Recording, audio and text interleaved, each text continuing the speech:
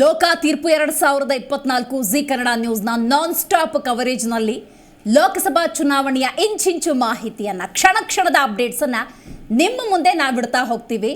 ಇದೆಲ್ಲದರ ಜೊತೆಗೆ ರಾಜ್ಯದಾದ್ಯಂತ ಹಾಗೇನೆ ದೇಶದಾದ್ಯಂತ ಮತ ಎಣಿಕೆಯ ಪ್ರಕ್ರಿಯೆ ಆರಂಭ ಆಗಿದೆ.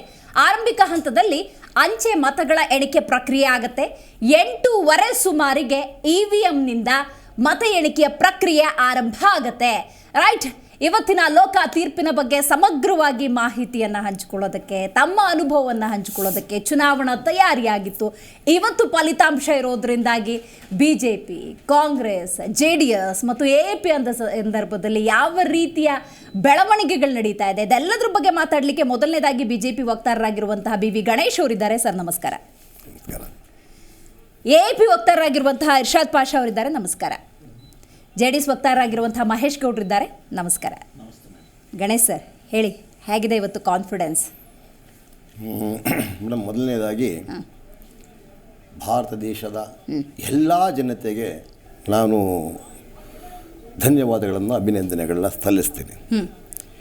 ವಿಶ್ವದ ಬಹಳ ದೊಡ್ಡ ರಾಷ್ಟ್ರವಾದಂಥ 4 ಗಂಟೆ ಆದ್ಮೇಲೆ ಯಾವ ಪಟಾಪಟ್ಟು ಇದು ನಮ್ಮ ಮೋದಿಜಿಯವರ ಮುಂದೆಗಡೆ ಯಾವ ಪಟಾಪಟ್ ನಿಲ್ಲುತ್ತೋ, ಅಥವಾ ನಮ್ಮ ರಾಹುಲ್ ಗಾಂಧಿ ಸಾಹೇಬರು ಮತ್ತೆ ಇಂಗ್ಲೆಂಡ್ ಹೋಗಿ ವಾಸವನ್ನ ಮಾಡ್ತಾರೋ 4 ಗಂಟೆ ಮೇಲೆ. ಆಮೇಲೆ ಇದನ್ನು ಸಹ ನಿಮ್ಗೆ ಹೇಳ್ಬಿಡ್ತೀನಿ, 4 ಗಂಟೆಯ ನಂತರ ನೋಡಿ ಮತ್ತೊಂದು ಬ್ರೇಕಿಂಗ್ ಅಪ್ಡೇಟ್ ಬರ್ತಾ ಇದೆ. ಬರ್ತೀನಿ ಮಹೇಶ್ ಅವರೇ. 20 ಮತಗಳ ಅಂತರದಿಂದ ಮಂಜುನಾಥ್ ಅವರು ಮುನ್ನಡೆಯನ್ನ ಕಾಯ್ದುಕೊಂಡಿದ್ದಾರೆ. ಬೆಂಗಳೂರು ಗ್ರಾಮಾಂತರ ಅಂಚೆ ಮತದಾನದ ಮತ ಪ್ರಕ್ರಿಯೆ ಅನ್ನೋದು ನಡೀತಾ ಇದೆ. ಎಣಿಕೆ ಪ್ರಕ್ರಿಯೆಯಲ್ಲಿ ಇದೀಗ CN ಮಂಜುನಾಥ್ ಅವರು ಮುನ್ನಡೆಯನ್ನ ಕಾಯ್ದುಕೊಂಡಿದ್ದಾರೆ. ಬಹಳ ಕುತೂಹಲದ ಕ್ಷೇತ್ರ ಇದು. ಬೆಂಗಳೂರು ಗ್ರಾಮಾಂತರ ಕ್ಷೇತ್ರಕ್ಕೆ DK ಸುರೇಶ್ ಅಲ್ಲಿ ಸ್ಪರ್ಧೆಯನ್ನ ಮಾಡ್ತಾರೆ ಅಂದಾಗ ಪ್ರತಿಸ್ಪರ್ಧಿ ಯಾರು ಅನ್ನುವಂಥ ಕುತೂಹಲ ಬಹಳಷ್ಟಿತ್ತು. ಪ್ರತಿಸ್ಪರ್ಧಿ ಅಂತ ಹೇಳಿ ಬಿಜೆಪಿಯಿಂದ ದೇವೇಗೌಡರ ಅಳಿಯ CN ಮಂಜುನಾಥ್ ಜಯದೇವ ಹೃದ್ರೋಗ ಆಸ್ಪತ್ರೆಯಲ್ಲಿ 17 ವರ್ಷಗಳ ಕಾಲ ನಿರ್ದೇಶಕರಾಗಿ ಕೆಲಸವನ್ನ ಮಾಡಿ ಸುದೀರ್ಘ ವರ್ಷಗಳ ಕಾಲ ವೈದ್ಯರಾಗಿ ಜನಸೇವೆಯಲ್ಲಿದ್ದಂತಹ ಡಾಕ್ಟರ್ CN ಮಂಜುನಾಥ್ ಬೆಂಗಳೂರು ಗ್ರಾಮಾಂತರ ಕ್ಷೇತ್ರದಿಂದ ಕಣದಲ್ಲಿದ್ದ ಸಂದರ್ಭದಲ್ಲಿ ಬಹಳ ಕುತೂಹಲವನ್ನ ಈ ಕ್ಷೇತ್ರ ಹುಟ್ಟು ಹಾಕ್ತು. ಚುನಾವಣೆಯ ದಿವಸ ಅಂತೂ ಕೂಡ ಬಹಳಷ್ಟು ಕುತೂಹಲ ಇತ್ತು. ರೈಟ್, ಅಲ್ಲಿ ಮಂಜುನಾಥ್ ಅವರು ಮುನ್ನಡೆಯನ್ನ ಕಾಯ್ದುಕೊಂಡಿದ್ದಾರೆ. Let us go to Chamarajanagar. Balraj ಅವರು ಇಲ್ಲಿ ಮುನ್ನಡೆಯನ್ನ ಕಾಯ್ದುಕೊಂಡಿದ್ದಾರೆ. ಬಿಜೆಪಿ ಅಭ್ಯರ್ಥಿಯ ಆರಂಭಿಕ ಮುನ್ನಡೆ. ಸುನಿಲ್ ಬೋಸ್ ಕಾಂಗ್ರೆಸ್ನಿಂದ ಗಮನಿಸ್ತಾ ಇದ್ದೀರಿ. ಬಿಜೆಪಿ ಅಂದ ಸಂದರ್ಭದಲ್ಲಿ ಕರ್ನಾಟಕದಲ್ಲಿ ಯಾವ ರೀತಿಯ ಬೆಳವಣಿಗೆಗಳಿದೆ ಅಂತ. ಬಟ್ ಇಲ್ಲಿ ಟಗ್ ಆಫ್ ವಾರ್, ಒಂದು ಹಗ್ಗ ಜಗ್ಗಾಟ ಇದೆ. ಇದು ಆರಂಭಿಕ ಮುನ್ನಡೆ. It is a good start ಅಂತ ಅನ್ಕೊಂಡ್ರು ಕೂಡ ಚಾಮರಾಜನಗರ ಅಂದಾಗ ಬಿಗ್ ಫೈಟ್ ಅನ್ನ ನಾವು ನಿರೀಕ್ಷೆ ಮಾಡಬಹುದು. ರೈಟ್, ಬಹಳ ಮುಖ್ಯವಾಗಿ ಇವತ್ತು ಲೋಕ ತೀರ್ಪು ಗಮನಿಸ್ತಾ ಇದ್ದೀವಿ. ಇಲ್ಲಿ ಮ್ಯಾಜಿಕ್ ನಂಬರ್ 272.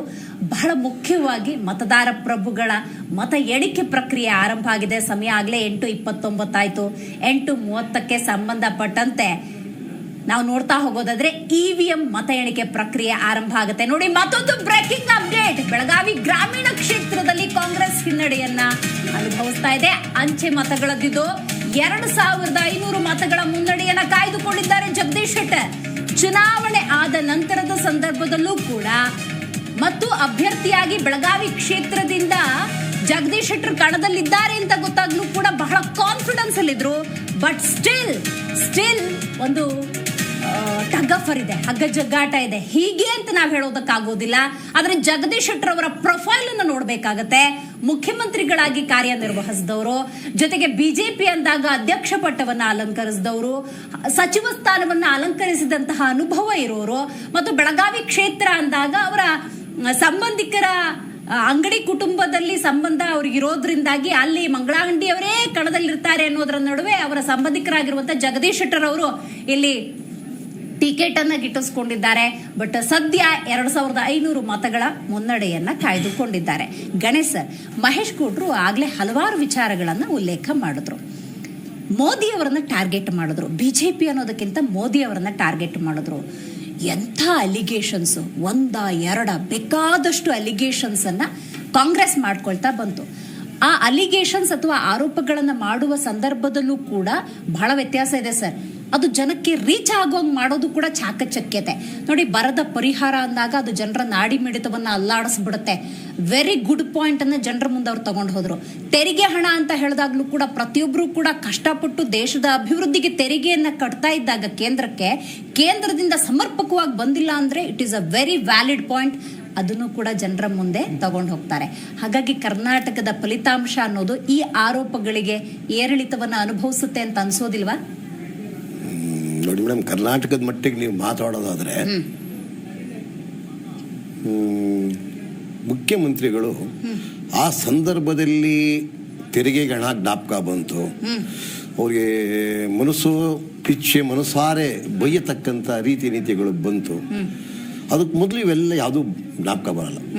ಅವ್ರಿಗೊಂದು ಚಾಳಿ ಇದೆ, ಚುನಾವಣೆ ಬಂದ ಸಂದರ್ಭದಲ್ಲೇ ಇಂಥದನ್ನೆಲ್ಲ ತೆಗಿತಾರೆ, ಆಮೇಲೆ ಮರ್ತು ಹೋಗ್ತಾರೆ. ಅದ್ರ ಬೇಗ ಅಷ್ಟೊಂದು ಇದು ಬರಲ್ಲ. ಇರಲಿ, ಅವರ ರಾಜಕೀಯ ಕ್ಷೇತ್ರದಲ್ಲಿ ಎಲ್ಲರ ಸ್ಟ್ರಾಟಜಿಗಳನ್ನು ನಾನು ಗೌರವಿಸಲೇಬೇಕು. ಇನ್ನೊಂದು ಮಾತು ಹೇಳಕ್ಕೆ ಇಷ್ಟಪಡ್ತೀನಿ. ಕರ್ನಾಟಕದಲ್ಲಿ ನೋಡಿ ಮೇಡಮ್ರೆ, ಭಾರತೀಯ ಜನತಾ ಪಕ್ಷ ಬಹಳ ಸದೃಢವಾಗಿದೆ, ಸುಭದ್ರವಾಗಿದೆ. ಆಮೇಲೆ ನಮ್ಮ ಪಕ್ಷದ ಅಧ್ಯಕ್ಷರು BY ವಿಜಯೇಂದ್ರ ಅವರು ಯುವಕರಿದ್ದಾರೆ. ಅವರ ತಂದೆಯವರು ಯಡಿಯೂರಪ್ಪನವರು ಕರ್ನಾಟಕದಲ್ಲಿ ಹೆಬ್ಬಾಗಿಲು ತೆಗೆದಂತ ದೊಡ್ಡ ಧೀಮಂತ ದಿಟ್ಟತನದ ವ್ಯಕ್ತಿ, ಹೋರಾಟಗಾರ, ಅನುಭವ ಇದೆ. ಆಮೇಲೆ ಯಡಿಯೂರಪ್ಪನವರು ಕರ್ನಾಟಕ ರಾಜ್ಯದಲ್ಲಿ ಎಲ್ಲಾ ಸಮುದಾಯಗಳನ್ನ ಗುರುತಿಸಿ ಅವರ ಅಭಿವೃದ್ಧಿಗೆ ಬೆಂಬಲ ಕೊಟ್ಟು ನಿಂತ ದೊಡ್ಡ ಧೀಮಂತ ವ್ಯಕ್ತಿ ಯಡಿಯೂರಪ್ಪನವರು. ನಾವು 2 ಬಾರಿ ಕಾಂಗ್ರೆಸ್ ಸರ್ಕಾರ ಅಧಿಕಾರದಲ್ಲಿದ್ದಾಗ 2014ರಲ್ಲಿ 18 ಸೀಟ್ ಗೆದ್ದಿದ್ವಿ. ನಾವು ಇರಲಿಲ್ಲ ಅಧಿಕಾರ, ಆದ್ರೂ ಅವತ್ತು ಕೂಡ ಜನ ರಾಷ್ಟ್ರದ ಹಿತದೃಷ್ಟಿ ನೋಡಿಕೊಟ್ರು. ನಮ್ಗೆ ರಾಜ್ಯದಲ್ಲಿ ಕೊಡದೇ ಇರ್ಬೋದು ಅಧಿಕಾರ, ಆದ್ರೆ ರಾಷ್ಟ್ರದ ಹಿತದೃಷ್ಟಿ ನೋಡಿ 18 ಸೀಟ್ ಕೊಟ್ರು ಮೇಡಮ್. 19ರಲ್ಲೂ ಕಾಂಗ್ರೆಸ್ ಸರ್ಕಾರ ಅಧಿಕಾರದಲ್ಲೇ ಇತ್ತು. ಅವಾಗ್ಲೂ ಎಷ್ಟು ಕೊಟ್ರು ಮೇಡಮ್? 25 ಕೊಟ್ರು. ಅವಾಗ್ಲೂ ರಾಷ್ಟ್ರದ ಹಿತದೃಷ್ಟಿ ಅಂದ್ರೆ ಮತದಾರನಿಗೆ ನಗರಸಭೆ ಯಾವುದು, ನಗರ ಪಾಲಿಕೆ ಯಾವುದು, ಜಿಲ್ಲಾ ಪರಿಷತ್ ಯಾವುದು, ರಾಜ್ಯ ಯಾವುದು, ರಾಷ್ಟ್ರ ಯಾವುದು ಅನ್ನತಕ್ಕಂಥ ಪ್ರಬುದ್ಧತೆ ಬಹಳ ಬೆಳೆದಿದೆ. ನೀವು ಅದನ್ನು ಗಮನಿಸಬೇಕು. ಇದ್ರ ಜೊತೆಯಲ್ಲಿ ನಮ್ಮ ಪಕ್ಷದಲ್ಲಿ ಕಾರ್ಯಕರ್ತರ ತಂಡ ಇದೆ, ಸ್ಟ್ರಾಟಜಿ ಇದೆ, ಬೂತ್ ಮೇರಾ ಬೂತ್ ಮಜಬೂತ್. ರೈಟ್, ಬರ್ತೀನಿ ಸರ್ ಅಲ್ಲಿಗೆ. ನೋಡಿ, ಚಿಕ್ಕೋಡಿಗೆ ಹೋಗೋಣ. ಓಹೋ, ಚಿಕ್ಕೋಡಿಯಲ್ಲಿ ಬಿಜೆಪಿ ಪಕ್ಷಕ್ಕೆ ಭಾರಿ ಹಿನ್ನಡೆ. ನಿಪ್ಪಾಣಿ ವಿಧಾನಸಭಾ ಕ್ಷೇತ್ರದಲ್ಲಿ ಕಾಂಗ್ರೆಸ್ಗೆ ಮುನ್ನಡೆ. ಬಹಳ ಮುಖ್ಯವಾಗಿ ಇದು ಸ್ವಲ್ಪ ಫ್ಲಕ್ಚುಯೇಷನ್ ಇರುವಂತಹ ಕ್ಷೇತ್ರವೇ. 1300 ಮತಗಳ ಅಂತರದಿಂದ ಪ್ರಿಯಾಂಕಾ ಜಾರಕಿಹೊಳಿ ಮುನ್ನಡೆಯನ್ನ ಕಾಯ್ದುಕೊಂಡಿದ್ದಾರೆ. ಈ ಕ್ಷೇತ್ರ ಅಂದಾಗ ಆರಂಭದಿಂದಲೂ ಇಲ್ಲಿ ಕ್ಯಾಂಡಿಡೇಟ್ ಕಾಂಗ್ರೆಸ್ನಿಂದ ಯಾರು ಅನ್ನುವಂಥ ಕುತೂಹಲವನ್ನ ಹುಟ್ಟು ಹಾಕೋ ಹಾಗೆ ಮಾಡಿತ್ತು. ಸತೀಶ್ ಜಾರಕಿಹೊಳಿ ಅವರೇ ಕಣಕ್ಕಿಳಿಬಹುದಾ ಅನ್ನುವಂತಹ ಪ್ರಶ್ನೆಗಳ ನಡುವೆ ಹೈಕಮಾಂಡ್ ಕೂಡ ಸಚಿವರುಗಳೇ ಅಥವಾ ಯಾರು ತುಂಬಾ ವರ್ಚಸ್ಸನ್ನ ಹೊಂದಿದ್ದಾರೆ ಅವರೇ ಕಣದಲ್ಲಿರಬೇಕು ಅನ್ನುವಂತಹ ಒತ್ತಡದ ನಡುವೆ ಆ ಸಚಿವತ್ರಯರು ಅಥವಾ ಕಾಂಗ್ರೆಸ್ನಲ್ಲಿ ವರ್ಚಸ್ಸನ್ನ ಹೊಂದಿರುವವರ ಪುತ್ರಿಯರು ಕಣದಲ್ಲಿದ್ರು. ಆ ನಿಟ್ಟಿನಲ್ಲಿ ನಾವು ಚಿಕ್ಕೋಡಿ ಅಂತ ಬರೋದಾದ್ರೆ ಪ್ರಿಯಾಂಕಾ ಜಾರಕಿಹೊಳಿ ಕಣದಲ್ಲಿ ಬರ್ತಾರೆ. ಬಹಳ ಮುಖ್ಯವಾಗಿ ಪ್ರಿಯಾಂಕಾ ಜಾರಕಿಹೊಳಿ ವಿಷಯಕ್ಕೆ ಬರೋದಾದ್ರೆ, ಕಳೆದ 7-8 ವರ್ಷಗಳಿಂದ ತಂದೆಯ ಜೊತೆಗೆ ಪಕ್ಷದ ಕೆಲವೊಂದು ಕಾರ್ಯಚಟುವಟಿಕೆಗಳಲ್ಲಿ ಭಾಗಿಯಾದಂತಹ ಅನುಭವ ಮತ್ತೆ ಗ್ರೌಂಡ್ ಅಲ್ಲಿ ಯಾಕೆ ಕೆಲಸ ಮಾಡಿದ್ದಾರೆ ಅನ್ನೋದು ಕೂಡ ಬಹಳ ಮುಖ್ಯವಾಗಿ ಇಲ್ಲಿ ಕೆಲಸ ಮಾಡ್ತಿರಬಹುದು ಅಂತ ಹೇಳಬಹುದು. ಬಹಳ ಮುಖ್ಯವಾಗಿ ಇಲ್ಲಿ ಅಣ್ಣಾ ಸಾಹೇಬ್ ಜೊಲ್ಲೆ ಅಂದಾಗ ಅವರದ್ದೇ ಆದಂತಹ ವರ್ಚಸ್ಸಿದೆ. ಬಟ್ ಇಲ್ಲಿ ಆರಂಭಿಕ ಹಂತದಲ್ಲಿ 1300 ಮತಗಳ ಮುನ್ನಡೆಯನ್ನ ಪ್ರಿಯಾಂಕಾ ಜಾರಕಿಹೊಳಿ ಇಲ್ಲಿ ಕಂಡುಕೊಂಡಿದ್ದಾರೆ ಅಂತ ಹೇಳಿದ್ರೆ ಅದಕ್ಕೆ ತಂದೆಯ ವರ್ಚಸ್ಸು ಕೂಡ ಕಾರಣ. ಪ್ರಿಯಾಂಕಾ ಜಾರಕಿಹೊಳಿ ಆರಂಭಿಕ ಹಂತದಲ್ಲಿ ತಮ್ಮ ರಾಜಕೀಯ ಆರಂಭಿಕ ಜೀವನದಲ್ಲಿ ಎಷ್ಟರ ಮಟ್ಟಿಗೆ ಜನಸಾಮಾನ್ಯರ ಜೊತೆ ಬೆರೆತಿದ್ದಾರೆ ಅನ್ನೋದು ಕೂಡ ಬಹಳ ಮುಖ್ಯ. ಗ್ಯಾರಂಟಿಗಳಲ್ಲಿ ಎಷ್ಟರ ಮಟ್ಟಿಗೆ ಕೆಲಸ ಮಾಡಿದೆ ಅನ್ನೋದು ಬಹಳ ಮುಖ್ಯ. ಹಾಗಾಗಿ ಬಹಳ ಕುತೂಹಲವನ್ನ ಈ ಎಲ್ಲಾ ಕ್ಷೇತ್ರಗಳು ಹುಟ್ಟು ಹಾಕ್ತಾ ಇದ್ದಾವೆ.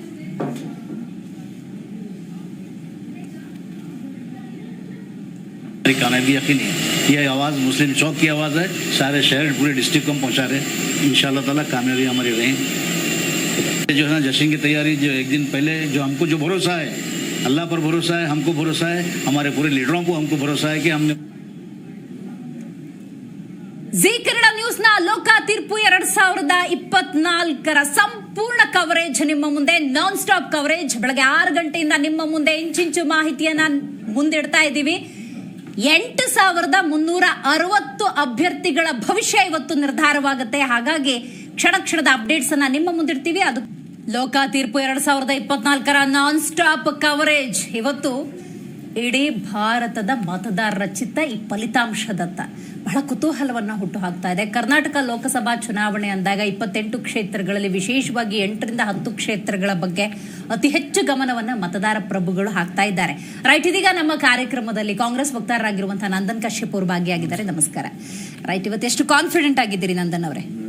ನಾವು ಡೇ ಒನ್ನಿಂದ ಯಾವ ಕಾನ್ಫಿಡೆನ್ಸ್ ಆಗಿದೋ ಇದೆ, ಅದೇ ಕಾನ್ಫಿಡೆನ್ಸ್ ಇವತ್ತು ಇದೆ. ನಮಗೆ ಜನರ ಮೇಲೆ ನಂಬಿಕೆ ಇದೆ.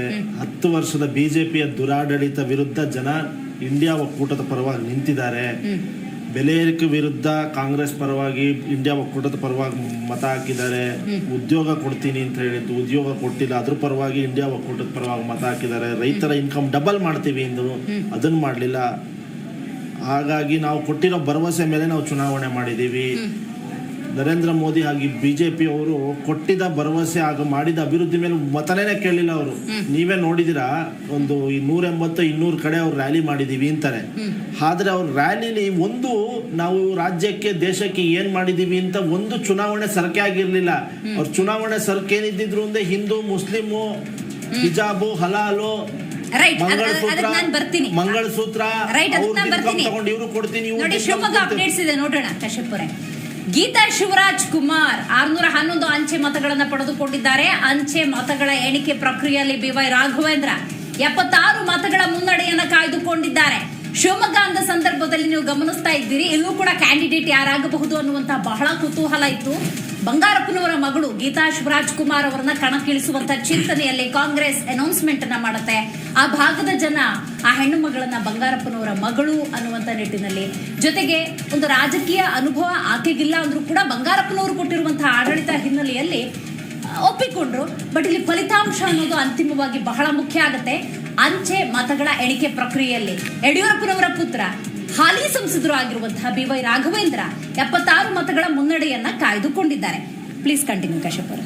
ಚುನಾವಣೆ ಸರ್ಕು ಅವ್ರದ್ದು ಹಿಂದೂ ಮುಸ್ಲಿಮು, ಹಿಜಾಬು, ಹಲಾಲು, ಮಂಗಳಸೂತ್ರ ಅದು ಇದು ಅನ್ಕೊಂಡು ಚುನಾವಣೆ ನಡೆಸಿದ್ರು. ಅವ್ರ ಚುನಾವಣೆ ಅಭಿವೃದ್ಧಿ ಪರವಾಗಿ ಚುನಾವಣೆ ನಡೆಸಲಿಲ್ಲ. 10 ವರ್ಷಕ್ಕೆ ಏನ್ ಮಾಡಿದೀವಿ ಅಂತ ಒಂದು ಸಮಾವೇಶದಲ್ಲಿ, ಒಂದು ರ್ಯಾಲಿಲಿ ಮೋದಿ ಆಗ್ಲಿ ಅವ್ರು ಬಿಜೆಪಿ ನಾಯಕರಾಗ್ಲಿ ಹೇಳಲಿಲ್ಲ.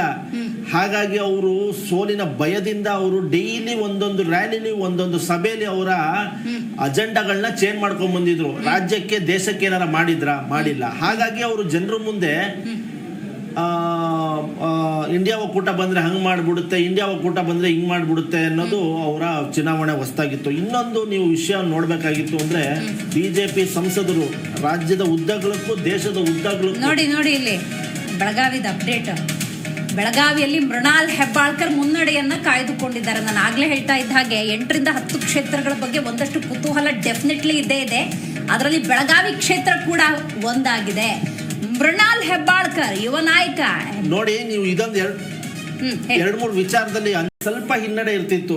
ಸೋ ಕಾಲ್ಡ್ ಅಫಿಷಿಯಲ್ಸ್ ಎಲ್ಲ ಕಮ್ಮಿ ವೋಟಿಂಗ್ ಆಗ್ತಾರೆ ಅಂತ. ಇವಾಗ ನೋಡಿ, ಅಂಚೆ ಮತದಾನದಲ್ಲೂ ಕಾಂಗ್ರೆಸ್ ಪರವಾಗಿ ಈ ಅಫಿಷಿಯಲ್ಸ್ಗಳು.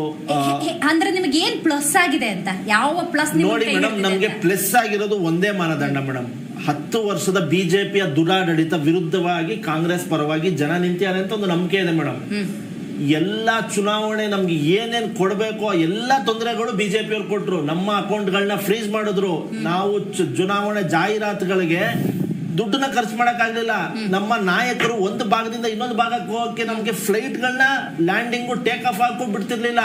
ಹೆಲಿಕಾಪ್ಟರ್ ಗಳನ್ನ ಬ್ಲಾಕ್ ಮಾಡ್ತಾ ಇದ್ರು. ನಮ್ಗೆ ಹೆಲಿಕಾಪ್ಟರ್ಗಳು ಬರೀ 3ರಿಂದ 4 ನಾಯಕರು ಓಡಾಡಕ್ ಸಿಕ್ತಿತ್ತು. ಯಾರು? ರಾಹುಲ್ ಗಾಂಧಿ, ಸೋನಿಯಾ ಗಾಂಧಿ ಮೇಡಮ್, ಪ್ರಿಯಾಂಕಾ ಗಾಂಧಿ, ಖರ್ಗೆ ಸಾಹೇಬ್ರು. 4ರಿಂದ 5 ಜನ. ಕೋಲಾರ ಅಪ್ಡೇಟ್. ಕಾಂಗ್ರೆಸ್ ಅಭ್ಯರ್ಥಿ 4100, JDS ಅಭ್ಯರ್ಥಿ 5600. ಬಟ್ ಬಿಗ್ ಡಿಫರೆನ್ಸ್ ಇಲ್ಲ. JDS ಅಭ್ಯರ್ಥಿ ಮಲ್ಲೇಶ್ ಅವರು ಮುನ್ನಡೆಯನ್ನ ಕಾಯ್ದುಕೊಂಡಿದ್ದಾರೆ. ಕೋಲಾರದಲ್ಲಿ ಮೊದಲ ಸುತ್ತಿನಲ್ಲಿ JDS ಮುನ್ನಡೆಯನ್ನ ಕಾಯ್ದುಕೊಂಡಿದ್ದಾರೆ. ಒಂದು ಚಿತ್ರಣ ಬರಬೇಕು ಅಂದ್ರೆ 12 ಗಂಟೆಯಿಂದ 1 ಗಂಟೆ ಆಗುತ್ತೆ ಮೇಡಮ್. ಈ ಚುನಾವಣೆ ನಡೆಯೋದು 18 ರೌಂಡ್. ಹೌದು, ಗಮನಿಸಬೇಕಾಗಿರೋದು ನಾವು 18 ರೌಂಡ್. ಹೌದು. ನಿಮ್ಗೆ ಗೊತ್ತು, 33 lakh Bengaluru north vote, 38 lakh voting ಇರೋದು ತೆಲಂಗಾಣ ಮಾಕಲ್ಕರಂಜಿ ಅನ್ನೋ ಕ್ಷೇತ್ರದಲ್ಲಿ. ಅಲ್ಲೆಲ್ಲ ವೋಟಿಂಗ್ ಆಗಿರೋದು ಬೆಂಗಳೂರು ನಾರ್ತ್ ಅಲ್ಲಿ 15-16 ಲಕ್ಷ. ಕನಿಷ್ಠ ಪಕ್ಷ ನಮಗೊಂದು ಚಿತ್ರಣ ಬರಬೇಕು ಅಂದ್ರೆ 3 ಗಂಟೆ ಬೇಕೇ ಬೇಕು ಮೇಡಮ್. ಇವಾಗ ನಾವು ಏನು ಹೇಳಕ್ಕಾಗಲ್ಲ. ಇವಾಗ ಬಿಜೆಪಿಗೆ ಬರ್ಬೋದು, ಕಾಂಗ್ರೆಸ್ಗೆ ಬರ್ಬೋದು. ಹಂಗನ್ಬಿಟ್ಟು ನೀವೇ 2000 ಕಳೆದ ವರ್ಷ ನೋಡಿದ್ರೆ ಏನಾಗಿತ್ತು ಅಂತ ಇನಿಷಿಯಲ್ ಟ್ರೆಂಡ್ಸ್ ಏನಿತ್ತು, ಬಿಜೆಪಿಗಿತ್ತು, ಕೊನೆಗೆ ಏನಾಯ್ತು, ಕಾಂಗ್ರೆಸ್ ಅಧಿಕಾರಕ್ಕೆ ಬಂತ. ಹಾಗಾಗಿ ಇದು ಇನಿಷಿಯಲ್ ಟ್ರೆಂಡ್ಸ್ ಇರೋದ್ರಿಂದ ನಾವು ಕಾದು ನೋಡೋಣ. ಒಂದು ಪಕ್ಕ ಚಿತ್ರಣ ಬರಬೇಕು ಅಂದ್ರೆ ಒಂದು ಗಂಟೆ ತನಕ ಕಾಯೋಣ. ರೈಟ್. ಸಮೀಕ್ಷೆಗಳ ಬಗ್ಗೆ ನೀವಾಗ್ಲೇ ಮಾತಾಡ್ತಾ ಇದ್ರಿ. ನಾವು ಎಕ್ಸಿಟ್ ಪೋಲ್ನೆಲ್ಲ ನಂಬೋದಿಲ್ಲ. ಇವೆಲ್ಲವೂ ಕೂಡ ಮೋದಿ ಪ್ರಾಯೋಜಿತ ಎಕ್ಸಿಟ್ ಪೋಲ್ಗಳು ಅಂತ ಹೇಳ್ತಿದ್ರಲ್ಲ, ಯಾಕೆ ಈ ತರದ ಮಾತುಗಳು ಬರುತ್ತೆ? ಮೇಡಮ್, ನಮ್ಮ ಇತಿಹಾಸ ಎತ್ತಿ ನೋಡ್ಕೊಳ್ಳಿ. ಆಮ್ ಆದ್ಮಿ ಪಾರ್ಟಿಗೆ ಎಲ್ಲೂ ಎಕ್ಸಿಟ್ ಪೋಲ್ ಅಲ್ಲಿ ಆಮ್ ಆದ್ಮಿ ಪಾರ್ಟಿ ಅವ್ರು ಸರ್ಕಾರ ಮಾಡ್ತಾರ ಅಂತ ತೋರಿಸಿಲ್ಲ, ಸೀಟ್ಗಳು ಬರ್ತಾರಂತ ತೋರಿಸಿಲ್ಲ. ಆದ್ರೆ ನಮ್ಗೆ ನಂಬಿಕೆ ಇರೋದು ಜನರ ಮೇಲೆ. ನಾವು ವೋಟ್ ಕೇಳಿರೋದು ಜನರ ಹತ್ರ, ಜನರು ವೋಟ್ ಮಾಡಿರೋದು. 100% ಜನ ಈ ಸತಿ ಇಂಡಿಯಾ ಒಕ್ಕೂಟ ಕೈ ಹಿಡಿತಾರೆ, ನಾವು ಸರ್ಕಾರ ಮಾಡ್ತೀವಿ ಅಂತ ಇವಾಗ್ಲೂ ಕಾನ್ಫಿಡೆಂಟ್ ಆಗಿ ಹೇಳ್ತಾ ಇದ್ದೀನಿ. 4 ಗಂಟೆಗೆ ಇಂಡಿಯಾ ಒಕ್ಕೂಟ ಆಫೀಸ್ಗಳಲ್ಲಿ ಇವತ್ತು ಸಂಭ್ರಮ ಇರುತ್ತೆ. ನಾವೆಲ್ಲ ಬಂದು ಸ್ವೀಕರಿಸಬೇಕು ಅಂತ ನಾವು ಇದು ಮಾಡ್ಕೊಳ್ತಾ ಇದೀವಿ. ಬಿಜೆಪಿಗೆ ಜನ ವೋಟ್ ಮಾಡಲ್ಲ ಮೇಡಮ್. ಏನಕ್ಕೆ ವೋಟ್ ಮಾಡ್ತಾರೆ? ಅವ್ರು ಏನ್ ಮಾಡಿದ್ರು 10 ವರ್ಷದಲ್ಲಿ? ನೀವು ಕರ್ನಾಟಕದ ಬಗ್ಗೆ ಮಾತಾಡ್ತಿದ್ರೆ ಓವರ್ ಆಲ್ ಭಾರತದ ಬಗ್ಗೆ ಮಾತಾಡ್ತಾ ಇದ್ದೀನಿ. ಬಿಜೆಪಿ ಅವರು ಏನು ಮಾಡಿಲ್ಲ ಮೇಡಮ್. ಇವರು ಆಂಟಿ ವುಮೆನ್ ಪಾರ್ಟಿ ಇದು. ಬಿಜೆಪಿ ಅವರು ಎಂತವ್ರಿಗೆಲ್ಲ ಸೀಟ್ ಕೊಟ್ಟಿದ್ದಾರೆ. ನಿಮ್ಮ ಹತ್ರ ಹಿಸ್ಟ್ರಿ ಇದೆ, ನಾವ್ ಏನು ಹೇಳಕ್ ಅವಶ್ಯಕತೆ ಇಲ್ಲ. ಪ್ರಶಾಂತ್ ಭೂಷಣ್ ಅಂತವ್ರು ಸೀಟ್ ಕೊಟ್ಟಿದ್ದಾರೆ, ಪ್ರಜ್ವಲ್ ಅಂತವ್ರಿಗೆ ಸೀಟ್ ಕೊಟ್ಟಿದ್ದಾರೆ. ಇವರೆಲ್ಲ ಗೆಲ್ತಾರ? 100% ಗೆಲ್ಲಲ್ಲ. 12 ಗಂಟೆಗೆ ಜನ ಚೇಂಜ್ ಆಗುತ್ತೆ. ಟ್ರೆಂಡ್ ಅಂತೂ 100% ಚೇಂಜ್ ಆಗೇ ಆಗುತ್ತೆ. ರೈಟ್. ಬಹಳ ಮುಖ್ಯವಾಗಿ ಲೋಕ ತೀರ್ಪಿನ ಈಗಾಗಲೇ EVM ಮತ ಎಣಿಕೆ ಪ್ರಕ್ರಿಯೆ ಕೂಡ ಆರಂಭ ಆಗಿದೆ. ಬಹಳ ಕುತೂಹಲವನ್ನ ಕೆರಳಿಸ್ತಾ ಇದೆ. ಆಗಲೇ ನಾವು ಮಾತಾಡ್ತಾ ಇದ್ದ ಹಾಗೆ 18 ಸುತ್ತುಗಳಲ್ಲಿ ಮತ ಎಣಿಕೆಯ ಪ್ರಕ್ರಿಯೆ ನಡೆಯುತ್ತೆ. ಗಂಟೆಗೂ ಕ್ಷಣಕ್ಕೂ ಈ ಫ್ಲಕ್ಚುಯೇಷನ್ ಡೆಫಿನೆಟ್ಲಿ ಇದ್ದದ್ದೇ. ಆದರೂ ಕೂಡ ಅಂದಾಜು ಒಂದು 3-4 ಗಂಟೆಗಳ ಮತ ಎಣಿಕೆ ಪ್ರಕ್ರಿಯೆ ಸರಾಗವಾಗಿ ನಡೀತಾ ಇದ್ದಾಗ ಒಂದು ಕ್ಲಾರಿಟಿ ಸಿಗುತ್ತೆ. ಅಂತಿಮ ಫಲಿತಾಂಶ ಬಂದಾಗಲೇ ನಮಗೆ ಸ್ಪಷ್ಟ ಚಿತ್ರಣ ಅನ್ನೋದು ಸಿಗೋದು. ಲೋಕ ತೀರ್ಪು 2024 ಜಿ ಕನ್ನಡ ನ್ಯೂಸ್ನ ನಾನ್ ಸ್ಟಾಪ್ ಕವರೇಜ್ ನಿಮ್ಮ ಮುಂದೆ ಬೆಳಗ್ಗೆ 6 ಗಂಟೆಯಿಂದ ಹಂತದ ಮಾಹಿತಿಯನ್ನ ನಿಮ್ಮ ಮುಂದೆ ನಾವು ಇಡ್ತಾ ಇದ್ದೀವಿ. 8360 ಅಭ್ಯರ್ಥಿಗಳ ಭವಿಷ್ಯ ಇವತ್ತು ನಿರ್ಧಾರವಾಗುತ್ತೆ. ಜೊತೆಗೆ ಬಹಳ ಮುಖ್ಯವಾಗಿ ಅಭ್ಯರ್ಥಿಗಳ ಎದೆಯಲ್ಲೂ ಕೂಡ ಒಂದು ಸಣ್ಣ ಡವಡವ ಅನ್ನೋದು ಸ್ಟಾರ್ಟ್ ಆಗಿರುತ್ತೆ. ಕಾರಣ ಏನೇ ಲೆಕ್ಕಾಚಾರಗಳನ್ನು ಹಾಕೊಂಡ್ರು ಕೂಡ ಮತದಾರ ಪ್ರಭು ಅಂತಿಮವಾಗಿ ಆ ಮತದಾನದ ಸಂದರ್ಭದಲ್ಲಿ ಒತ್ತಿದಂತಹ ಆ ಮುದ್ರೆಯ ಫಲಿತಾಂಶ ಇವತ್ತು ಬರುತ್ತೆ. ಬಹಳ ಮುಖ್ಯವಾಗಿ ವಿಶ್ವವೂ ಇತ್ತ ಕಡೆ ನೋಡ್ತಾ ಇದೆ. ಈ ಬಾರಿ ಭಾರತದಲ್ಲಿ ಯಾರು ಪ್ರಧಾನಿ ಆಗ್ತಾರೆ, ಯಾರು ಅಧಿಕಾರದ ಗದ್ದುಗೆಯನ್ನ ಏರ್ತಾರೆ ಅನ್ನುವಂಥ ನಿಟ್ಟಿನಲ್ಲಿ ಉಡುಪಿ ಚಿಕ್ಕಮಗಳೂರು ಮತ ಎಣಿಕೆ ಆರಂಭ ಆಗಿದೆ. ಬಹಳ ಮುಖ್ಯವಾಗಿ ಅಂಚೆ ಮತ ಎಣಿಕೆಯಲ್ಲಿ ಬಿಜೆಪಿ ಮುನ್ನಡೆಯನ್ನ ಕಾಯ್ದುಕೊಂಡಿದೆ. ಬಹಳ ಮುಖ್ಯವಾದಂತಹ ಬೆಳವಣಿಗೆ ಉಡುಪಿ ಚಿಕ್ಕಮಗಳೂರು ಕ್ಷೇತ್ರ ಅಂದಾಗ ಬಿಜೆಪಿಯಲ್ಲಿ ಬಹಳಷ್ಟು ಫ್ಲಕ್ಚುಯೇಷನ್ ಅಭ್ಯರ್ಥಿಯ ಆಯ್ಕೆಯ ಸಂಬಂಧ ಆಗಿದ್ದನ್ನ ನಾವು ನೆನಪಿಸಿಕೊಳ್ಳಬಹುದು. ರೈಟ್. ಇಲ್ಲಿ ಕೋಟಾ ಶ್ರೀನಿವಾಸ್ ಪೂಜಾರಿ ಮತ್ತು ಜಯಪ್ರಕಾಶ್ ಹೆಗ್ಡೆ ನಡುವಿನ ಟಗ್ ಆಫ್ ವಾರ್, ಹಗ್ಗಜಗ್ಗಾಟ ಅಥವಾ ಈ ಲೋಕಸಭಾ ಚುನಾವಣೆಯ ಮತ ಎಣಿಕೆ ಪ್ರಕ್ರಿಯೆಯಲ್ಲಿ ಅಂಚೆ ಮತ ಎಣಿಕೆಯಲ್ಲಿ ಬಿಜೆಪಿ ಮುನ್ನಡೆಯನ್ನ ಕಾಯ್ದುಕೊಂಡಿದೆ. ರೈಟ್. ಬಹಳ ಮುಖ್ಯವಾಗಿ ಉಡುಪಿ ಚಿಕ್ಕಮಗಳೂರು ಕ್ಷೇತ್ರದ ಅಭ್ಯರ್ಥಿ ಯಾರಾಗಬಹುದು ಅಂತ ಸ್ವಲ್ಪ ನಾವು ಹಿಂದಕ್ಕೆ ಹೋಗೋದಾದ್ರೆ ಬಿಜೆಪಿಯಿಂದ ಬಹಳ ಕುತೂಹಲವನ್ನ ಹುಟ್ಟು ಹಾಕ್ತಾ ಇತ್ತು. ಸಿಟಿ ರವಿಯಲ್ಲಿ ಬಹಳ ಕಾನ್ಫಿಡೆಂಟ್ ಆಗಿದ್ರು, ಆಕಾಂಕ್ಷಿಯಾಗಿದ್ರು. ಶೋಭಾ ಕರಂದ್ಲಾಜೆ ಇದ್ರು. ಅಂತಿಮವಾಗಿ ಕೋಟಾ ಶ್ರೀನಿವಾಸ್ ಪೂಜಾರಿ ಅವರಿಗೆ ಪ್ರತಿಸ್ಪರ್ಧಿಯಾಗಿ ಜಯಪ್ರಕಾಶ್ ಹೆಗ್ಡೆ. ನೋಡಿ, ಬಹಳ ಮುಖ್ಯವಾಗಿ ಮತ ಎಣಿಕೆ ಕೇಂದ್ರಕ್ಕೆ ತೆರಳುವ ಮುನ್ನ ಹಾಸನ JDS ಶಾಸಕ ಸ್ವರೂಪ್ ಬಹಳ ಮುಖ್ಯವಾಗಿ ಒಂದಷ್ಟು ಬೆಳವಣಿಗೆ ನಡೀತಾ ಇದೆ. ಪ್ರಜ್ವಲ್ ರೇವಣ್ಣ ಗೆಲುವಿಗಾಗಿ ಪೂಜೆಯನ್ನ ನಡೆಸ್ತಾ ಇದ್ದಾರೆ. ಹಾಸನ JDS ಶಾಸಕ ಸ್ವರೂಪ್ ಅವರು ಇಲ್ಲಿ ಗೆಲುವಿಗಾಗಿ ಯಾವ ರೀತಿಯ ಪ್ರಯತ್ನವನ್ನ ಮಾಡ್ತಿದ್ದಾರೆ, ಪ್ರಜ್ವಲ್ ರೇವಣ್ಣ ಗೆಲುವಾಗಬೇಕು ಅಂತ ಹೇಳಿ ಇಲ್ಲೊಂದಷ್ಟು ಪೂಜೆ ಪುನಸ್ಕಾರಗಳು ನಡೀತಾ ಇದೆ. ನೋಡಿ, ಹಾಸನ ಅಂದ ಸಂದರ್ಭದಲ್ಲಿ ಒಂದು ಕುತೂಹಲ ಖಂಡಿತವಾಗ್ಲೂ ಇದ್ದೇ ಇದೆ.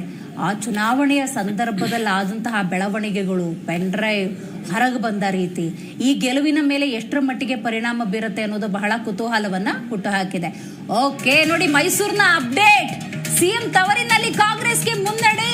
ಮೈಸೂರಿನಲ್ಲಿ ಕಾಂಗ್ರೆಸ್ ಅಭ್ಯರ್ಥಿ ಮುನ್ನಡೆಯನ್ನ ಕಾಯ್ದುಕೊಂಡಿದ್ದಾರೆ.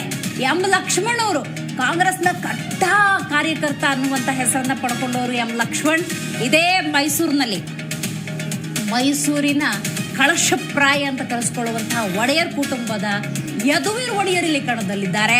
ಬಟ್ ಇಲ್ಲಿ ಕಾಂಗ್ರೆಸ್ ಅಭ್ಯರ್ಥಿ ಎಂ ಲಕ್ಷ್ಮಣ್ ಯಾವ ರೀತಿ ಫೈಟ್ ಕೊಡ್ತಾರೆ ಅನ್ನುವಂತಹ ಕುತೂಹಲ. ಇಲ್ಲಿ ಫೈಟೇ ಇಲ್ಲ ಅಂತ ಬಿಜೆಪಿ ಕಾರ್ಯಕರ್ತರು ಒಂದಷ್ಟು ಚುನಾವಣೆಯ ಸಂದರ್ಭದಲ್ಲಿ, ನಂತರದ ಸಂದರ್ಭದಲ್ಲೂ ಕೂಡ ಮಾತಾಡಿದ್ರು. ಬಟ್ ಇಲ್ಲಿ ನೋಡ್ತಾ ಇದ್ದೀರಿ ಆ ಬೆಳವಣಿಗೆಯನ್ನ ಎಂ ಲಕ್ಷ್ಮಣ್ ಅವರು ಮುನ್ನಡೆಯನ್ನ ಕಾಯ್ದುಕೊಂಡಿದ್ದಾರೆ. ಗಣೇಶ್ ಸರ್, ಬಹಳ ಮುಖ್ಯವಾಗಿ ನಂಬಿಕೆಗಳ ಮರು ವಿಮರ್ಶೆ ಅನ್ನೋದಾಗಬೇಕು. ವೃತ್ತಿಪರ ನಿರಾಶಾವಾದಿಗಳ ಒತ್ತಡದಿಂದ ಈ ಸಮಾಜವನ್ನು ಮುಕ್ತಗೊಳಿಸಬೇಕು ಅಂತ ನರೇಂದ್ರ ಮೋದಿ ಅವರು ನಿನ್ನೆ ಹೇಳಿದ್ದಾರೆ. ವೃತ್ತಿಪರ ನಿರಾಶಾವಾದಿಗಳು ಅಂತಿರ್ತಾರಲ್ಲ, ಅಂಥವ್ರನ್ನ ಮುಕ್ತಗೊಳಿಸ್ಬೇಕು, ಅಂಥ ಸಮಾಜವನ್ನು ನಾವು ನಿರ್ಮಾಣ ಮಾಡಬೇಕು. ಯಾಕೆ ಈ ಥರದ ವಿಚಾರಗಳು ಬರ್ತವೆ? ಮತ್ತು 25 ವರ್ಷಗಳಲ್ಲಿ ವಿಕಸಿತ ಭಾರತ ಆಗಬೇಕು ಅನ್ನೋದಕ್ಕೆ ಈಗಲೇ ನಾವು ಮುದ್ರೆ ಒತ್ತಬೇಕು ಅಂತ ಹೇಳ್ತಿದ್ದಾರೆ ನರೇಂದ್ರ ಮೋದಿ ಅವರು. ಆರಂಭದಲ್ಲಿ ನಮ್ಮ ಕಾಂಗ್ರೆಸ್ ಸ್ನೇಹಿತರು, ಆಪ್ ಸ್ನೇಹಿತರು ಅವರು ಪ್ರಿಡಿಕ್ಷನ್ ಮಾಡ್ತಿದ್ರು. ಅವರು ಈ ಪ್ರಿಡಿಕ್ಷನ್ ಒಪ್ಪಲ್ಲ. ಯಾವುದು ಈ ಸಮೀಕ್ಷೆ ಒಪ್ಪಲ್ಲ, ಅವ್ರ ಸಮೀಕ್ಷೆ ನಾವು ಒಪ್ಪಬೇಕು. 4 ಗಂಟೆಗೆ ಬನ್ನಿ ಸ್ವೀಟ್ ತಗೊಂಡೋಗಿ ಅಂತ ಆಪ್ನವ್ರು ಹೇಳಿದ್ರು. ಸಂತೋಷ, ಅವ್ರ ಆಸೆ ಇರಬೇಕು. ಅಲ್ಲಪ್ಪ, ಹೇಳಪ್ಪ ಹೇಳೋದಕ್ಕೆ ಬಾಯಿ ಇರದೆ ಹೇಳಬೇಕು. ಆದ್ರೆ ವಾಸ್ತವಾಂಶ ಇದಿಲ್ಲ ಅಂದ್ರೆ ಅವರು ಹೇಳ್ತಿದ್ರು. ಇನ್ನು ನಾನು ಕಾಂಗ್ರೆಸ್ನವ್ರು ಒಂದೇ ಒಂದು ಮಾತು ಕೇಳ್ತೀನಿ, ಇಡೀ ದೇಶದ ಬಗ್ಗೆ ಬಿಟ್ಬಿಡಿಯಪ್ಪ. ಕಾಂಗ್ರೆಸ್ ಏನಾದ್ರು ಕರ್ನಾಟಕ ರಾಜ್ಯದಲ್ಲಿ ಡಬಲ್ ಡಿಜಿಟ್ ದಾಟದೆ ಹೋದ್ರೆ ಇಡೀ ಸರ್ಕಾರ ರಾಜೀನಾಮೆ ಕೊಟ್ಟು ಆಚೆ ಹೋಗ್ತೀರಾ ಅಥವಾ ಮುಖ್ಯಮಂತ್ರಿ ರಾಜೀನಾಮೆ ಕೊಡ್ತಾರ? ಅಥವಾ ಕೆಪಿಸಿ ರಾಜೀನಾಮೆ ಕೊಡ್ಬೇಕು?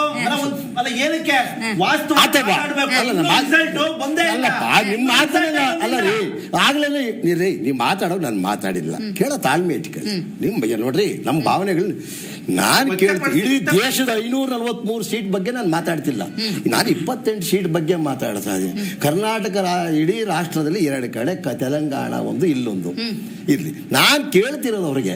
ಅವರೆಲ್ಲ ಹೇಳಿದ್ರು ನಮ್ದು ಅದಿಲ್ಲ ಇದ್ದಿಲ್ಲ, ದ್ವರ ಆಡಳಿತ. ನಾನೇನಕ್ಕೆ ಒಪ್ಪಲಿಲ್ಲ. ಅವರ ಅಭಿಪ್ರಾಯಗಳನ್ನ ನಾನು ಗೌರವಿಸ್ತೀನಿ. ಅವ್ರಿಗೆ ಅನ್ಸಿದ್ದು ಹೇಳಿದ್ದಾರೆ, ನನ್ಗೆ ಅನ್ಸಿದ್ದು ನನ್ನ ಮಾತು ಅವ್ರು ಕೇಳಕ್ಕೆ ಯಾಕೆ ತಾಳ್ಮೆ ಇಲ್ಲ? ಆಯ್ತಪ್ಪ, ನಾನು ಕೇಳೋದು 28 ಸೀಟಲ್ಲಿ ನಾವು ಬರೋದೇ ಇಲ್ಲ. ನೀವು ಸಿಂಗಲ್ ಡಿಜಿಟ್ ಅಲ್ಲಿ ಹೇಳ್ತೀರಿ, ನೀವು ಡಬಲ್ ಡಿಜಿಟ್ ಏನಾದ್ರು ಬರ್ಲಿಲ್ಲ ಅಂದ್ರೆ ಬಂದ್ರೆ ಸಂತೋಷ, ನಾನು ಒಪ್ತೀನಪ್ಪ. ನಾನು ಈ ರಾಜ್ಯದ ಪ್ರಜೆ. ಬರ್ಲಿಲ್ಲ ಅಂತಂದ್ರೆ ನಿಮ್ಮ ಆಡಳಿತ ವೈಫಲ್ಯವನ್ನ ಅರಿತುಕೊಂಡು ರಾಜ್ಯ ಸರ್ಕಾರವನ್ನ ರಾಜೀನಾಮೆ ಕೊಡ್ತೀರಾ ಅಥವಾ ಮುಖ್ಯಮಂತ್ರಿ ಅಥವಾ ಕೆಪಿಸಿಸಿ ಅಧ್ಯಕ್ಷರು ಪದತ್ಯಾಗ ಮಾಡ್ತೀರಾ? ಒಳ್ಳೆ ಪಾಯಿಂಟ್ ರೈಸ್ ಮಾಡ್ತಾರೆ. ನಂಬರ್ 1. ನಾನು ಇದ್ರ ಜೊತೆಯಲ್ಲೇ ನಮ್ಮ ಕರ್ನಾಟಕದವರೇ ಎಐಸಿಸಿ ರಾಷ್ಟ್ರೀಯ ಅಧ್ಯಕ್ಷರು ಕೂಡ ನನ್ನ ತವರು ರಾಜ್ಯದಲ್ಲೇ ನಾನು ಡಬಲ್ ಡಿಜಿಟ್ ದಾಟಲಿಲ್ಲ, ಇನ್ನು ರಾಷ್ಟ್ರವನ್ನು ಯಾವ ರೀತಿ ನಾನು ಅಧ್ಯಕ್ಷ ಸ್ಥಾನವನ್ನು ಒಪ್ಪಿಕೊಳ್ಳಲಿಲ್ಲ ಅನ್ನತಕ್ಕಂಥ ನೈತಿಕತೆ ಹೊತ್ತು ಅವರು ಕೂಡ ರಾಜೀನಾಮೆ ಕೊಡ್ತಾರ? 543 ಸೀಟ್ ಇರಲಿ, ಭಾರತ ರಾಷ್ಟ್ರ ಇರಲಿ. ರೈಟ್ ನೋಡಿ ಸರ್, ಬೆಂಗಳೂರು ಗ್ರಾಮಾಂತರ ಬಿಜೆಪಿಗೆ ಭಾರಿ. ನಾನು ಇಲ್ಲಿ ಕಾಂಗ್ರೆಸ್ ಸರ್ಕಾರದವರು ತಮ್ಮ ತಗೊಂಡ್ಬರ್ತೀನಿ ಸರ್. 26,000 ಮತಗಳ ಅಂತರದಿಂದ ಮುನ್ನಡೆಯನ್ನ ಕಾಯ್ದುಕೊಂಡಿದ್ದಾರೆ doctor C N Manjunath. Bengaluru ಗ್ರಾಮಾಂತರ ಬಿಜೆಪಿ ಭಾರಿ ಮುನ್ನಡೆಯನ್ನ ಕಾಯ್ದುಕೊಳ್ತಾ ಇದೆ. ಬೆಂಗಳೂರು ಗ್ರಾಮಾಂತರ ವಿಶೇಷವಾಗಿ ಈ ಕ್ಷಣಕ್ಕೂ ಅಥವಾ ಕ್ಷಣಕ್ಕೂ ಒಂದಷ್ಟು ಕುತೂಹಲವನ್ನು ಹುಟ್ಟು ಹಾಕ್ತಾನೆ ಇದೆ. ಬಹಳ ವಿಶೇಷವಾಗಿ ನಾನು ಆಗ್ಲೇ ಹೇಳಿದಾಗೆ ಬೆಂಗಳೂರು ಗ್ರಾಮಾಂತರ ಅಂದ ಸಂದರ್ಭದಲ್ಲಿ ಕ್ಯಾಂಡಿಡೇಟ್ ಯಾರು ಹಾಕ್ತಾರೆ ಅನ್ನುವಂಥ ಕುತೂಹಲ ಇತ್ತು. ಹಾಗಾಗಿ ಡಾಕ್ಟರ್ ಸಿ ಎನ್ ಮಂಜುನಾಥ್ ಅಲ್ಲಿ ಕಣದಲ್ಲಿದ್ದಾರೆ ಅಂದಾಗ ಆರಂಭಿಕ ಹಂತದಲ್ಲೂ ಕಾಂಗ್ರೆಸ್ನ ಬಹುತೇಕ ಕಾರ್ಯಕರ್ತರು ಅಥವಾ ಬೆಂಬಲಿಗರಿಗೆ ಒಂಚೂರು ನಡುಕ ಹುಟ್ಟು ಅಂತ ಹೇಳ್ತಾರೆ. ಅದನ್ನ ಡಿ ಕೆ ಶಿವಕುಮಾರ್ ಅವರು ಒಪ್ಕೊಳ್ಳಿಲ್ಲ, ಡಿ ಕೆ ಸುರೇಶ್ ಅವರು ಕೂಡ ಒಪ್ಕೊಂಡಿಲ್ಲ. ರೈಟ್ ನಾವು ಸದ್ಯದ ಅಪ್ಡೇಟ್ಸ್ ಅಂತ ಕೊಡುವುದಾದ್ರೆ 26,000 ಮತಗಳ ಅಂತರದಿಂದ ಮುನ್ನಡೆಯನ್ನ ಬಿಜೆಪಿ ಕಾಯ್ದುಕೊಂಡಿದೆ. Sir please continue. ನಾನು ಮೇಡಮ್ ಮಲ್ಲಿಕಾರ್ಜುನ್ ಖರ್ಗೆ ಅವರು ರಾಜೀನಾಮೆ ಕೊಡ್ತಾರ? ನಾನು ನಿಜ ಮೇಡಮ್, ಜನ ತೀರ್ಪು ಆಗೋಗ್ಬಿಟ್ಟಿದೆ. ನಾವು ಯಾರ ಮೇಲೆ ಆರೋಪ ಮಾಡಕ್ ಬಂದಿಲ್ಲ. ನಮ್ಗೆ ಲೋಪದೋಷ ನೀವು ಅವ್ರ ಮಾತಿನಲ್ಲೇ ವಿಷಯ ತಗೊಂತಿರೋದು. ಒಳ್ಳೆ ಆಡಳಿತ ಇದ್ರೆ ಒಳ್ಳೆ ಫಲಿತಾಂಶ ಅನ್ನೋದಾದ್ರೆ ಗ್ಯಾರಂಟಿ ಕೊಟ್ಟಿದ್ದೀರಾ. ನಾವೆಲ್ಲರೂ ಸಬಲರನ್ನಾಗಿ ಮಾಡಿದ್ದೀವಿ, ಬಡತನ ಓಡಾಡಿಸಿದ್ದೀವಿ, ನಾವೆಲ್ಲರೂ ಸರ್ವಜನಾಂಗದ ಮಾಡಿದ್ದೀರಿ ಖಂಡಿತ. ಆದ್ರೆ ಜನ ತೀರ್ಪು ಕೊಟ್ಟಾಗ ಆ ತೀರ್ಪು ನಿಮ್ಮ ವಿರುದ್ಧವಾಗಿದೆ ಅಂತ ಭಾವಿಸಿ ನೀವು ಇದನ್ನು ಒಪ್ಕೊಳ್ತೀರಾ? ಏಕೆ ರಾಜ್ಯದ ಕಾಂಗ್ರೆಸ್ ಅಧ್ಯಕ್ಷರು, ಮುಖ್ಯಮಂತ್ರಿಗಳು, ಕರ್ನಾಟಕದವರೇ ಆದಂಥ ಎಐಸಿಸಿ ರಾಷ್ಟ್ರೀಯ ಅಧ್ಯಕ್ಷರಾದಂಥ ಮಲ್ಲಿಕಾರ್ಜುನ ಖರ್ಗೆ ಅವರು ನನ್ನ ತವರು ಜಿಲ್ಲೆಯಲ್ಲಿ ನಾನು ಡಬಲ್ ಡಿಜಿಟ್ ದಾಟಲಿಲ್ಲ, ಹಾಗಾಗಿ ಜನ ತೀರ್ಪಿಗೆ ನನ್ನ ಪರವಾಗಿಲ್ಲ, ನಾನು ಆಡಳಿತ ನಡೆಸಲಿಕ್ಕೆ ನಾನು ಅಸಮರ್ಥನಿದ್ದೇನೆ, ಅಭಿವೃದ್ಧಿ ಶೂನ್ಯವನ್ನು ಹೊಂದಿದ್ದ ಈ ರಾಜ್ಯದಲ್ಲಿ ನಾನು ಮುಖ್ಯಮಂತ್ರಿ ಆಗಿರಲ್ಲ ಅಂತ ನೈತಿಕತೆ ಹೊತ್ತು ರಾಜೀನಾಮೆ ಕೊಡ್ತಾರ ಕಾಂಗ್ರೆಸ್ನವರು? ನಂಬರ್ 1. ನಂಬರ್ 2, ಪಾಪ ಅವರು ಹೇಳ್ತಿದ್ರೆ ನನಗೆ ಒಂಥರ ಮೊರಕನೂ ಬರುತ್ತೆ, ಆಸೆ ಇರಬೇಕು. ಅದೇನು ಹೇಳ್ತಾರೆ, 7 ಸೀಟನ್ನು ನೀವು ಏನಾದರೂ ಡೆಲ್ಲಿಯಲ್ಲಿ ಗೆಲ್ಲದಿದ್ದರೆ ನಿಮ್ದು ಇರೋದೇ 2 ಕಡೆ, ನಿಮ್ದು ಒಂಥರ ಡಬ್ದಲ್ಲಿ ಕಲ್ಲು ಹಾಕೊಂಡು ಆಟ ಆಡ್ತಾ ಇದ್ದೀರಾ ಬುಡಬುಡಿಕೆ ಅಂತಾರ. ಇರ್ಲಿ 7 ಸೀಟ್ ಹಂಗೆ ಇದ್ದಿದ್ದು ಆರಂಭದಲ್ಲಿ ಬಿಜೆಪಿ. ಮೇಡಮ್ ಲೋಕಸಭೆ ನಾನು ಆಮೇಲೆ ಮಾತಾಡಿ. ನಾನು ಲೋಕಸಭೆ ಚುನಾವಣೆ ಫಲಿತಾಂಶವಾಗಿ ಮಾತಾಡ್ತಾ ಇದ್ದೇನೆ ಹೊರತು ಅವರ ಪಕ್ಷದ ವೈಯಕ್ತಿಕವಾಗಿ ಮಾತಾಡ್ತೀನಿ. ಅವ್ರ ಪಕ್ಷವನ್ನ ವೈಯಕ್ತಿಕವಾಗಿ ತಗೊಂಡ್ರೆ ಐ ರೆಸ್ಪೆಕ್ಟ್. ಯಾಕೆಂದ್ರೆ ಆರಂಭದಲ್ಲಿ ಒಂದು ಆ ಪಕ್ಷ ತಗೊಂಡಂತ ರೀತಿ ಹೋದಂತ ರೀತಿ 2 ಬಾರಿ ಅವರು ಆಡಳಿತ ನಡೆಸಿ ಪಂಜಾಬಲ್ಲೂ ಬಂದಿದ್ದಾರೆ. ನಾನು ಅವ್ರ ಸಂಘಟನೆ ಬಗ್ಗೆ 2 ಮಾತಿಲ್ಲ.